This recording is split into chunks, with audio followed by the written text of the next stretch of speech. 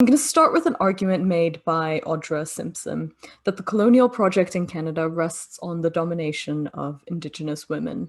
A fairly sonorous statement to begin with, but in this presentation, I'll unpack this a little bit and examine how it is intertwined with the settler states' legal treatment of land. So Silvia Federici has demonstrated in the European context that when societies move from systems of land with expensive access to commons to those predicated upon individual ownership, the social roles of women become severely circumscribed and subordinated to those of men. The centering of private property norms and male ownership and inheritance, crucially, of this property necessitates a nuclear family premised on a heterosexual monogamous marriage in which the man is the head of the household. This phenomenon is visible in the context of the colonial settlement of Canada. Historical texts show the visceral disgust and fear that early colonial and religious officials felt upon encountering the so-called promiscuity of Indigenous women, constructed against the benchmark of Christian sexual and gendered values at the time. And this sense of contempt that they felt seems to have been deeply intertwined with their simultaneous contempt for the clan and community-based relational structures in many Indigenous societies that lent themselves to communal stewardship of land and resources.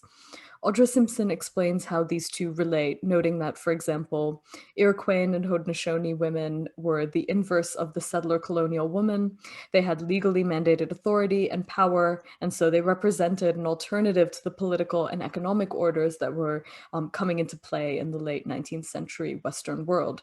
And therefore, in settler regimes such as the US and Canada, Indigenous women's bodies became loaded with meaning, signifying land itself, and most dangerously, other political orders, other life forms, and other sovereignties. So what did this process involve legally?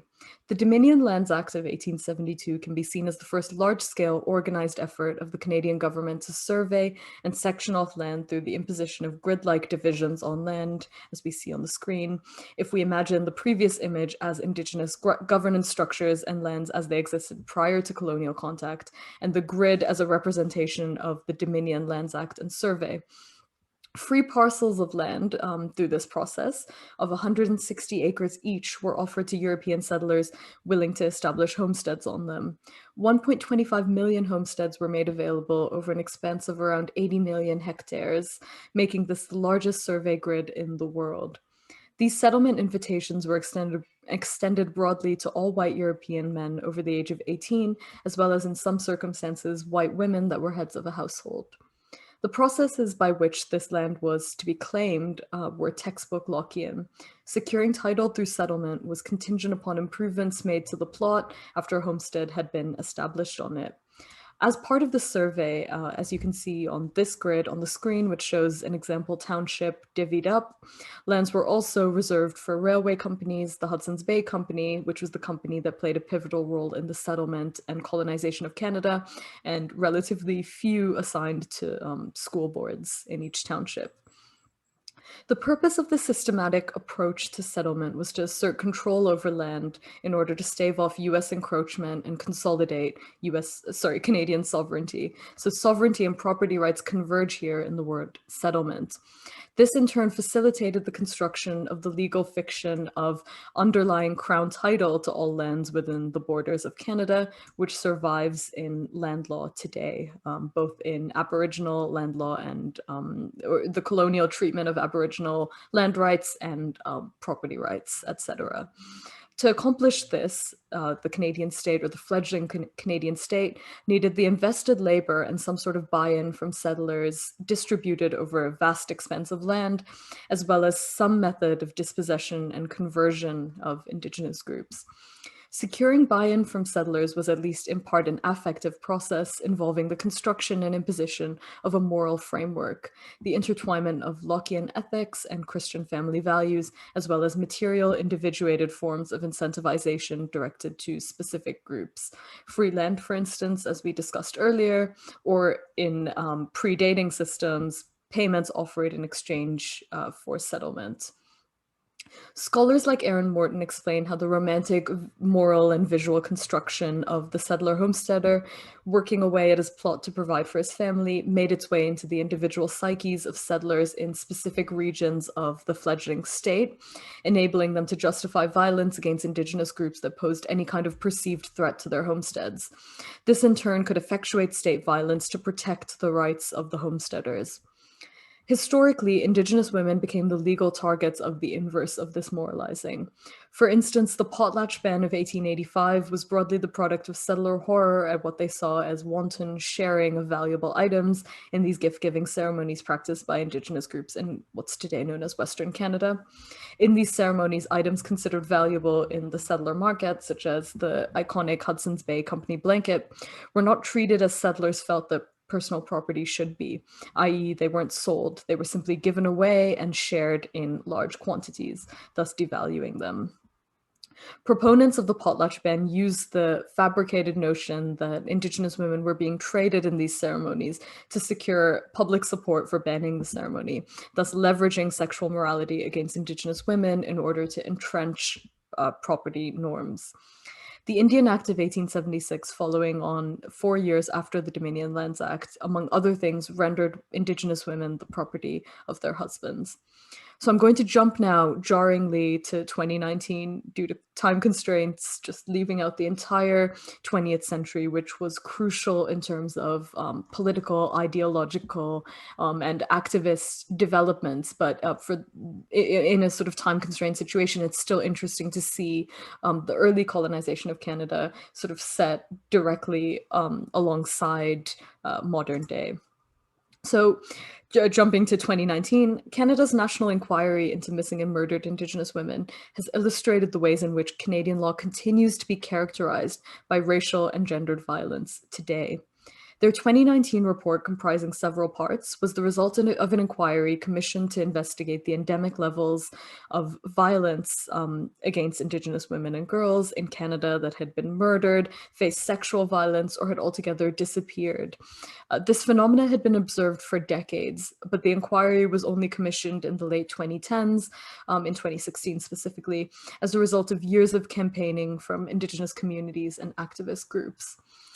The inquiry report argues in no uncertain terms that the colonial capitalist system is structured to cause ongoing violence against Indigenous women by separating Indigenous people from their lands, making the seemingly radical claim that this constitutes an ongoing genocide against Indigenous women and girls. So if we look back to the sort of the construction of underlying crown title to Indigenous land, it's important to note that the gold layer is imperfect because this indicates that the Canadian state was never able to perfect the fabric of sovereignty with which it attempted to shroud Indigenous lands, laws, and epistemologies. There are holes in this fabric, as you can see on the screen. Sherry Pasternak conceptualizes the sovereignty of the Canadian state as a fabric with conspicuous holes, faults, and imperfections. Because settlement did not complete its acquisitive project in the past, it continues to acquire and to suppress in the present. So settler colonialism, as Coulthard argues, is territorially acquisitive in perpetuity. This is in part why, to return to Audra Simpson's argument set out at the beginning of this presentation, the colonial settler apparatus relies on the continued disappearance of Indigenous women. The disappearance of Indigenous women is a necropolitical element of the settler state's structure. So where can we see this acquisitive action in the law today, where we saw it originally in the Dominion Lands Act, for example? Where is it today particularly distilled, visible, and highlighted? Among other things, the report explains, as ecofeminists have long argued, that resource extraction in particular drives violence against Indigenous women and girls in many ways. Beyond the psychosocial and philosophical connections between extracting from nature and violence against women, the report highlights empirical evidence of increases in sexual violence in proximity to sites of environmental extraction, linked to transient workers, harassment and assault in the workplace, rotational shift work, substance abuse and addictions, and economic insecurity. This empirical demonstration of what was already sort of understood philosophically through ecofeminist lenses, creates a point of epistemological convergence between the empirical-based epistemology of the Canadian state and Indigenous epistemologies that would have understood these connections in different ways. The establishment of man camps at remote sites of construction have come to symbolize this connection, and this term, as you can see from the headlines on the screen, has made its way into popular discourse in the last 2 years, particularly in the Canadian media. While the Canadian federal state, for example, as embodied by current Prime Minister Justin Trudeau, has rhetorically accepted the findings of this report, including the group's claim that in aggregate, the government's actions amount to an ongoing genocide, though note the crucial temporal framing here. Trudeau himself has nevertheless served to reinforce the very structures that the report critiques. This headline, to me, energetically and aesthetically embodies Audra Simpson's argument that the state is a man. In this case, the article tells us Indigenous groups and allies protesting the construction of a pipeline through Indigenous land were given several days to consent to dismantling their blockade and accordingly to the infringements, incursions, and invasions that they were protesting. But while they were allowed to consent, what they were not allowed to do is refuse these incursions. When they attempted to refuse, this headline tells us, Trudeau lost his patience. And the tone of this article in the headline seems to ascribe a sense of rectitude to this, as well he should have, it seems to tell us. It alludes to an initial position of morality, his patience, which was then overcome by the irrational and harmful behavior of the Indigenous protesters. This dynamic is also illustrative of the operation of sovereign power over Indigenous land today. The contemporary articulations of force relating to Indigenous people and lands are nebulous and diffuse today, mired in governmentality, ideology, and morality. But when these processes fail to secure the state's acquisitive objectives, when Indigenous groups refuse acquisition and incursion, particularly when they do so from the basis of their own epistemological, legal, and moral orders, the sovereign will exert obvious force for projects that it deems crucial enough to the national interest, often relating to the exploitation of oil and gas reserves in the Alberta tar sands and related projects. I think this image on the screen of the blockade against which Trudeau lost his patience is very emblematic of this dynamic. The force exerted against Indigenous groups, particularly women, defending land against incursions by the state has also taken the form of police and military invasions in which officers were authorized to use lethal force against defenders that were deemed unlikely to use force themselves. This image is symbolically striking as it shows RCMP officers enforcing an injunction against Indigenous land defenders against a backdrop of red dresses hung to commemorate missing and murdered Indigenous women. So while processes of legal abstraction render the quotidian operation of force against Indigenous groups today diffuse, if we trace these diffuse threads to essential points of conflict over essential swathes of land, which is again the irreducible element of settler colonialism, as Coulthard says, the force enacted by the sovereign becomes almost cartoonish, as demonstrated in this image, a dynamic which is also explained by theorists of sovereignty such as Carl Schmitt. This is why the MMIWG calls the relational dynamic of the state a genocide against Indigenous women and girls.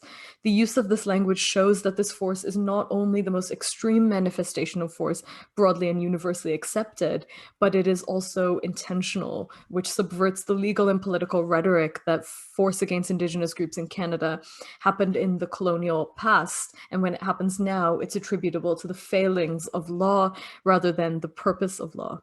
So one thing the MMIWG report does is render this sovereign force visible and inelegant. Another thing it does is elucidate the metaphysical imperfections of the settler state's understanding of land. In Canadian laws related to land, we see a compartmentalization of the laws that govern land and space that can be analogized to the grid-like structures and compartmentalizations imposed upon land itself. Strands of law relating to land, like geographic demarcations are categorized in ways that begin to seem natural and necessary over time. For instance, those that are recognized as applicable to land, such as those on the screen, public and private ownership of property, corporate rights to extraction, colonial laws governing indigenous rights to land, environmental and natural resource law, and then in completely unconnected compartments, laws relating to gender and racial equality. The MMIWG report gives us a lens that, once we look through it, makes certain aspects of this compartmentalization appear arbitrary and inadequate, in line with Foucault's argument about epistemes and taxonomies. But these insights emerge from epistemologies necessarily obscured by the imposition of crown title, a legal fiction over Indigenous lands, taking as axiomatic here Leanne Simpson's assertion that both Indigenous and settler colonial epistemologies are inextricably linked with specific material relationships with land. From this perspective, we need to move away crown title in order to see the faults of the settler colonial structure, given that the connections and insights of the report emerged from Indigenous epistemologies inextricably linked with land.